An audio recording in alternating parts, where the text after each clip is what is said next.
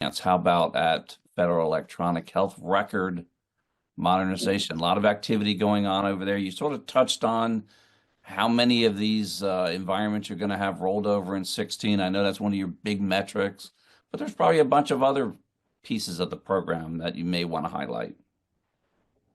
Absolutely. There's one program in particular that I always like to bring up.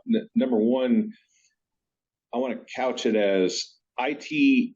We look at as a force multiplier. We want to make sure that we're not blinded by all the bright shiny things that come in, and just focus on those things that provide the most bang for the buck, that give us efficiency that we wouldn't have, and make the lives of the patients and the clinicians better.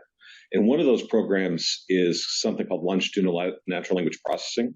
One thing I've always said is the biggest problem faced by clinicians today is information overload, that we've just got so much data that goes out and they have to sift through to find out what's pertinent.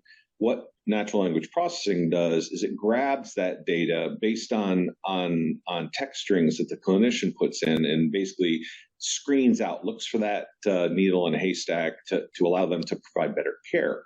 What we did with Military Entrance Processing Command, MEPCOM, is where all the candidates for all the military armed forces go to do their initial screening. Well, when they were first fielded the Federal Electronic Health Record, they were kind of taken back by the amount of data that they now had to filter through. Now all of a sudden, I was exposing them to data from the Joint HIE, which is 250,000 external partners, Inova, Kaiser, Centara. If someone had gotten healthcare out at any one of these entities, it would now be brought in. And we worked with MEPCOM to clinicians to develop what we affectionately call the MEPCOM button, that basically allows them to just click on the button once, and it automatically does a screening of over 1,000 potentially disqualifying conditions, medications that they're looking for, diagnoses they're looking for, basically anything that would require the clinician's attention. Now, that's not always to disqualify the candidate, but to get the waiver process started quicker.